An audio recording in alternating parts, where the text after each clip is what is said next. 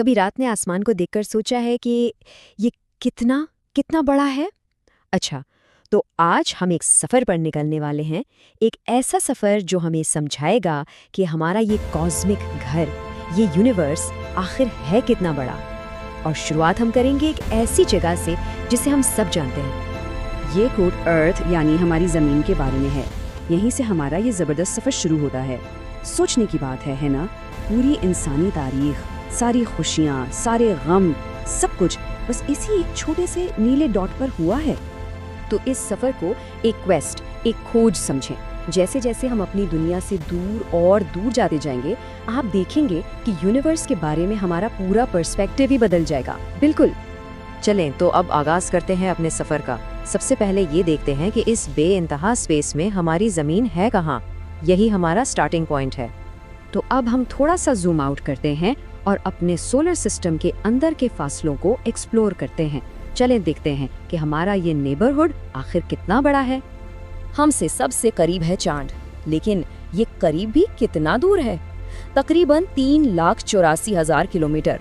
इसको आसान लफ्जों में समझें, अगर हम एक कार में 100 किलोमीटर फी घंटा की रफ्तार से बिना रुके चलते रहें तो भी वहां पहुंचने में 160 दिन से ज्यादा लगेंगे। इमेजिन करें। अच्छा, अब सूरज की तरफ चलते हैं। ज़मीन से सूरज का फासला है 150 मिलियन किलोमीटर्स, यानी 150 मिलियन। ये इतना बड़ा नंबर है ना कि इसे बार बार इस्तेमाल करना मतलब काफ़ी मुश्किल हो जाता है। तो साइंटिस्ट ने इस चीज़ को आसान बनाने के लिए एक नया मेजरमेंट यूनिट बनाया और इस यूनिट को कहते हैं एस्ट्रोनॉमिकल यूनिट, या शॉर्ट फॉर्म में AU। तो AU क्या है? सिंपल, ये ज़मीन और सूरज के बीच का एवरेज डिस्टेंस है। सोलर सिस्टम में लंबे फासले नापने के लिए ये एक परफेक्ट मेजरिंग टेप है, समझ लें। तो ये एक AU आखिर कितना बड़ा होता है, अंदाज़ा लगाएं।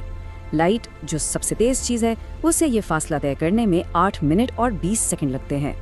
लेकिन अगर हम एक कमर्शियल जेट प्लेन में बैठें तो सूरज तक पहुंचने में करीब 19 साल लग जाएंगे, सिर्फ सूरज तक। इससे पता चलता है कि हमारा अपना सोलर सिस्टम ही कितना वसी है। चलें अब इनर सोलर सिस्टम से निकलकर इसकी हदों की तरफ, इसके बिल्कुल किनारे की तरफ जाते हैं। इस जगह जहां इंसान ने अपनी सबसे दूर जाने वाली चीज भेजी है। ये है वॉयेजर 1 स्पेस प्रोब। ये जमीन से 22 बिलियन यानी 22 अरब किलोमीटर से भी ज्यादा दूर जा चुका है। ये इंसान की बनाई हुई वो वाहिद चीज है जो हमसे सबसे ज्यादा दूर है, इस कायनाती समंदर में खामोशी से बहती हुई। 1990s में वॉयेजर 1 ने पीछे मुड़कर ज़मीन की ये तस्वीर ली थी। इसे पेल ब्लू डॉट कहा जाता है। कार्ल सेगन के ये अल्फाज जब इस तस्वीर के साथ सुनते हैं तो एक अजीब सा एहसास होता है। यह हमें याद दिलाता है कि इस अनदेखी वसीओ अरीज कायनात में हमारा ये छोटा सा घर कितना नाजुक और अनमोल है। तो सवाल ये है कि हमारे सूरज का असर, उसकी सल्तनत कहाँ तक है? इसकी आखिरी सरहद को हीलियोपॉज कहते हैं। ये वो पॉइंट है, वो बाउंड्री है जहां हमारे सूरज की सोलर विंड इंटरस्टेलर मीडियम से टकराकर रुक जाती है। यहाँ सूरज का असर खत्म और हम ऑफिशियली इंटरस्टेलर स्पेस में दाखिल हो जाते हैं, सितारों के दरमियान की खला में। तो अब वक्त है एक और लंबी छलांग लगाने का। हम सोलर सिस्टम को पीछे छोड़कर अब उन फासलों की बात करेंगे जो सितारों को एक दूसरे से अलग करते हैं, और ये फासले अकल से बाहर हैं। इन फासलों के सामने एस्ट्रोनॉमिकल यूनिट्स यानी AUs भी बच्चों जैसे लगते हैं, बिल्कुल काम नहीं आते। इसलिए हमें एक नए, कहीं ज्यादा बड़े यूनिट की जरूरत पड़ती है, और वो है लाइट ईयर, यानी वो फासला जो रोशनी एक पूरे साल में सफर करती है। यहाँ देखें, इससे पूरी पिक्चर क्लियर हो जाती है। हमने किलोमीटर से शुरू किया, फिर AU पर आए और अब लाइट ईयर तक पहुंच गए हैं। हर स्टेप एक जबरदस्त जंप है। और एक लाइट ईयर कितना होता है? तकरीबन 9.5 ट्रिलियन किलोमीटर। जी हाँ, ट्रिलियन। तो सितारों के बीच सफर करना कितना मुश्किल है।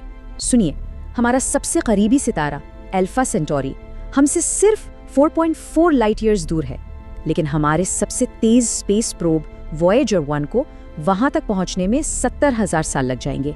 70,000 साल। इससे अंदाजा होता है कि सितारों के बीच कितनी ज्यादा खाली जगह है। चलें अब और पीछे जाते हैं और भी ज्यादा जूम आउट करते हैं। अब हम देखेंगे कि यूनिवर्स का ग्रैंड स्ट्रक्चर कैसा है। हमारी गैलेक्सी मिल्की वे अकेली नहीं है, बिल्कुल नहीं। ये तो दूसरी गैलेक्सीज के एक बहुत बड़े एक इंटरकनेक्टेड वेब का हिस्सा है। ये स्ट्रक्चर ना बिल्कुल एक रशियन डॉल जैसा है, एक के अंदर एक। स्टेप 1, हमारी मिल्की वे गैलेक्सी लोकल ग्रुप नाम के एक क्लस्टर का हिस्सा है। इसमें 50 से ज्यादा गैलेक्सीज हैं। फिर स्टेप 2, ये पूरा लोकल ग्रुप वर्गो सुपर क्लस्टर का हिस्सा है। इसमें 100 से ज्यादा ऐसे ही ग्रुप्स हैं। और फिर स्टेप 3, ये सब मिलकर बनाते हैं लानिकेया सुपर क्लस्टर। इसमें 1 लाख गैलेक्सीज हैं और ये 500 मिलियन यानी 50 करोड़ लाइट ईयर्स तक फैला हुआ है। माइंड ब्लोइंग है ना? तो अब हम अपने सफर के आखिरी स्टेप पर आ गए हैं। अब हम पहुंच रहे हैं उस हद तक जहां तक इंसानियत देख सकती है, इसके आगे नहीं। ये हमारे इल्म का, हमारे नॉलेज का किनारा है। जो यूनिवर्स हम देख सकते हैं, यानी हमारा ऑब्जर्वेबल यूनिवर्स, इसका डायमीटर 93 बिलियन लाइट ईयर्स है, 93 अरब नूरी साल। ये नंबर इतना बड़ा है कि इसको इमेजिन करना ही नामुमकिन लगता है। लेकिन इस नंबर से एक बहुत ही अजीब और गहरा सवाल पैदा होता है। सवाल ये है, अगर यूनिवर्स की उम्र ही 13.8 बिलियन साल है तो हम 93 बिलियन लाइट ईयर्स दूर कैसे देख सकते हैं? ये कैसे पॉसिबल है? रोशनी को तो वहाँ से यहाँ तक आने का वक्त ही नहीं मिला होगा, आखिर, है ना? इस पजल का जवाब है कॉस्मिक एक्सपेंशन। असल में स्पेस खुद एक्सपैंड कर रहा है, फैल रहा है। इसे ऐसे समझें कि जैसे एक केक हो जिसमें एक किशमिश डाली हुई है। जब केक बेक होता है और फूलता है तो सारी किशमिश एक दूसरे से दूर हो जाती हैं। बिल्कुल इसी तरह जब से बिग बैंग हुआ है, यूनिवर्स का फैब्रिक फैल रहा है और अपने साथ गैलेक्सीज को भी एक दूसरे से दूर ले जा रहा है। और इसका एक हैरान कुन नतीजा है। इसका मतलब है कि स्पेस के कुछ हिस्से हमसे लाइट की स्पीड से भी तेज दूर जा रहे हैं। मतलब उनकी रोशनी हम तक कभी नहीं पहुंचेगी। वो जगह हमेशा हमेशा के लिए हमारी नजरों से, हमारे इल्म से बाहर हैं। इसीलिए पूरी यूनिवर्स का असल साइज क्या है ये कोई नहीं जानता। हो सकता है ये लामहदूद हो, इन्फिनाइट हो। और यहीं पर हम आकर रुक जाते हैं एक आखिरी और सबसे बड़े सवाल के साथ। इस किनारे के पार क्या है जहां तक हम देख सकते हैं? What lies beyond?